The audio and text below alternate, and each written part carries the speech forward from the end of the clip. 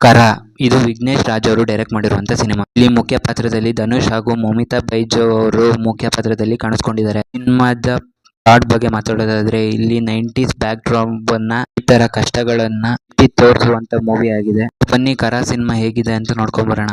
ಗೊತ್ತಿಲ್ಲದೇನೋ ಒಂದು ವಯಸ್ಸಾದ ನಂತರ ಸಾಲ ಅಥವಾ EMI ಅನ್ನೋದು ನಮ್ಮ ಜೀವನದ ಒಂದು ಅವಿಭಾಜ್ಯ ಅಂಗ ಆಗುತ್ತೆ. ತಿಂಗಳಿಗೆ ಬರುವಂತ ಸಂಬಳದಿಂದ ಅದನ್ನ ತಿಂಗಳ ಕಟ್ಕೊಂಡು ಹೋಗ್ತಿರ್ತೀವಿ. ಆದ್ರೆ 3 ತಿಂಗಳು ಸಂಬಳ ಬರ್ಲಿಲ್ಲ ಅಂದ್ರೆ ಅಷ್ಟೇ ಯಾಕೆ 3 ವರ್ಷ ಸಂಬಳ ಬರ್ಲಿಲ್ಲ ಅಂದ್ರೆ ಏನೆಲ್ಲ ಆಗ್ಬೋದಲ್ವಾ.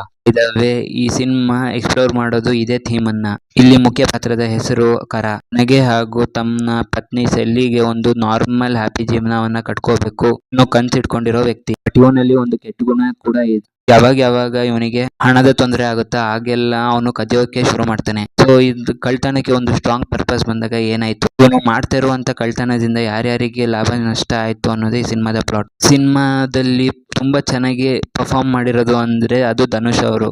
ಇಲ್ಲಿ ಧನುಷ್ ಅವರು ತುಂಬಾ ಒಳ್ಳೆಯವನು ಅಲ್ಲ ಕೆಟ್ಟವನು ಅಲ್ಲ. ಒಳ್ಳೆಯವನಾಗೋದು ಅವನಿಗೆ ಬಹಳ ಸುಲಭ. ಆದ್ರೆ ಒಳ್ಳೆಯವನಾಗ್ಬೇಕು ಅಂತ ಅನ್ಕೊಂಡಾಗೆಲ್ಲ ಸಮಾಜ ಅವನನ್ನ ತಡಿತಾನೆ ಇರುತ್ತೆ. ಅಂಡ್ ಇದೇ ಒಂದು ಗ್ರೇ ಶೇಡ್ ನಲ್ಲಿ ಪಾತ್ರನ ಮೂಡಿಸಲಾಗಿದೆ. Which was brilliant. Mamitha Baiju ಅವರ ಪರ್ಫಾರ್ಮೆನ್ಸ್ ಒಂದು ಸ್ಪಾರ್ಕ್ ಇತ್ತು. ಎಮೋಷನಲ್ ಸೀನ್ಸ್ ನ ತುಂಬಾ ಚೆನ್ನಾಗಿ ನಿಭಾಯಿಸಿದ್ದಾರೆ. ಅವರ ಸ್ಕ್ರೀನ್ ಟೈಮ್ ಇನ್ನೊಂದ್ ಸ್ವಲ್ಪ ಜಾಸ್ತಿ ಇರಬೇಕಿತ್ತು ಅನ್ಸಿದ್ದು ಸುಳ್ಳಲ್ಲ. ಬಿಗ್ ಅಪ್ರಿಸಿಯೇಷನ್ ಬರ್ಬೇಕಾಗಿರೋದು ಇಲ್ಲಿನ ಸಪೋರ್ಟಿಂಗ್ ಆರ್ಟಿಸ್ಟ್ ಗಳಿಗೆ. ಪ್ರತಿಯೊಂದು ಪಾತ್ರಕ್ಕೂ ಇಲ್ಲಿ ಒಂದು ಕನೆಕ್ಷನ್ ಇದೆ ಮತ್ತೆ ಇಂಪಾರ್ಟೆನ್ಸ್ ನ ನೀಡಿದ್ದಾರೆ. ಆ ಪಾತ್ರ ಇಲ್ಲಿ ಏನಕ್ಕಿರಬೇಕು ಅನ್ನೋದಕ್ಕೆ ಒಂದು ಒಳ್ಳೆ ಜಸ್ಟಿಫಿಕೇಶನ್ ಕೂಡ ಕೊಟ್ಟಿದ್ದಾರೆ. ಸ್ಪೆಷಲ್ ಅಂತ ಅನ್ಸಿದ್ದು ಸೂರಜ್ ಅವರ ಕಾಂಪ್ರೋ ಮೋಡ್. ಇವರನ್ನ ಯೂತ್ ಸಿನಿಮಾದಲ್ಲಿ ಒಬ್ಬ ಎಮೋಷನಲ್ ಫಾದರ್ ರೋಲ್ ಅಲ್ಲಿ ನೋಡಿದ್ವಿ. ಬಟ್ ಇಲ್ಲಿ ಖಡಕ್ ಆಗಿರೋ ಪೊಲೀಸ್ ಆಫೀಸರ್ ಆಗಿ ಕಾಣಿಸ್ಕೊಂತಾರೆ. ಸಿನಿಮಾದ ಟೈಮ್ ಲೈನ್ ತುಂಬಾನೇ ಸ್ಟ್ರಾಂಗ್ ಇದೆ. 90s ಅಲ್ಲಿ ಕಟ್ಕೊಟ್ಟಿದ್ದಾರೆ. ಆಗಿನ ಕಾರ್ಗಳು, ಬ್ಯಾಂಕ್ ಇದ್ದಂತ ರೀತಿ, ಆಗಿನ ಕಾಲದಲ್ಲಿ ನಡೀತಿದ್ದಂತ ಇನ್ವೆಸ್ಟಿಗೇಷನ್ ನ ಶೈಲಿ ಎಲ್ಲವನ್ನ ನೀಟಾಗಿ ಸ್ಕ್ರೀನ್ ಮೇಲೆ ತಂದಿದ್ದಾರೆ ಅಂತ ಹೇಳ್ತೀನಿ.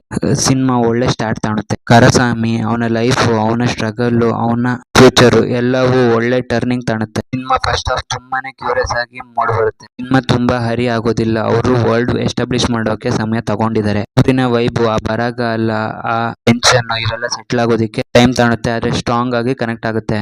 ಇಲ್ಲಿನ ಆಕ್ಷನ್ ಸೀಕ್ವೆನ್ಸ್ ಗಳು ತುಂಬಾನೇ ಚೆನ್ನಾಗಿತ್ತು ಅಂತ ಹೇಳ್ತೀನಿ. ಬರೋ ಎಲ್ಲ ಆಕ್ಷನ್ಸ್ ಕೂಡ ಹ್ಯಾಂಡ್ ಟು ಹ್ಯಾಂಡ್ ಫೈಟ್ಗಳೇ. ಆದ್ರೆ ಆ ಆಕ್ಷನ್ ಫೈಟ್ ಗಳು ಅದು ಪಿಕ್ಚರೈಸೇಷನ್ ತುಂಬಾನೇ ಚೆನ್ನಾಗಿತ್ತು. ಸಿನಿಮಾದಲ್ಲಿನ ಇಂಟರ್ವಲ್ ಒಳ್ಳೆ ಹೈ ಎಂಡ್ ಅಲ್ಲಿ ಎಂಡ್ ಆಗುತ್ತೆ. ಆದ್ರೆ ಸೆಕೆಂಡ್ ಹಾಫ್ ಅಲ್ಲಿ ಅಷ್ಟೊಂದೇನು ಸಸ್ಪೆನ್ಸ್ ಕ್ರಿಯೇಟ್ ಮಾಡಿಲ್ಲ ಇವರು. ಕ್ಲಾಸ್ ಎರಡರನ್ನು ಬ್ಯಾಲೆನ್ಸ್ ಮಾಡ್ಕೊಂಡು ಚೆನ್ನಾಗಿ ಹೋಗ್ತದಂತ ಸಿನಿಮಾ ಇಂಟರ್ವಲ್ ಬಂತ ಹಾಗೆ ತುಂಬಾನೇ ಸ್ಲೋ ಡೌನ್ ಆಯ್ತು. ಫಸ್ಟ್ ಹಾಫ್ ಅಲ್ಲಿ ಕನೆಕ್ಟ್ ಆದಂತ ಮೂವಿ ಸೆಕೆಂಡ್ ಹಾಫ್ ಅಲ್ಲಿ ಡಿಸ್ಕನೆಕ್ಟ್ ಆಗೋಕೆ ಶುರು ಆಯ್ತು. ಆದ್ರೆ ಇಂಟರ್ವಲ್ ನಂತರ 20-30 ನಿಮಿಷ ಆದ್ಮೇಲೆ ಸಿನಿಮಾ ಬೌನ್ಸ್ ಬ್ಯಾಕ್ ಮಾಡಿ ಎಲ್ಲರಿಗೂ ಕನೆಕ್ಟ್ ಆಗುತ್ತೆ. ಇಂಟರ್ವಲ್ ಮಧ್ಯ ಕಳ್ದೋದಂತ ಟೆನ್ಷನ್ ಅನ್ನ ವಾಪಸ್ ತಗೊಂಡ್ಬರ್ತಾರೆ. ಸಿನಿಮಾ ಪ್ರೀ ಕ್ಲೈಮ್ಯಾಕ್ಸ್ ಮತ್ತೆ ಕ್ಲೈಮ್ಯಾಕ್ಸ್ ಅಲ್ಲಿ ಒಳ್ಳೆ ಎಂಡ್ ಕೂಡ ಆಗುತ್ತೆ. ನನಗೆ ಕೇಳೋದಾದ್ರೆ ಇದೊಂದು ಡೀಸೆಂಟ್ ವಾಚ್ ಸಿನಿಮಾ. ನೀವು ಈ ಸಿನಿಮಾನ ಥಿಯೇಟರ್ಗೆ ಹೋಗಿ ನೋಡ್ಬೋದು. ನಾನು ಸಿಗ್ತೀನಿ ಮುಂದಿನ ವಿಡಿಯೋದಲ್ಲಿ. ಎಲ್ಲಿ ತನಕ keep watching and please subscribe to my channel.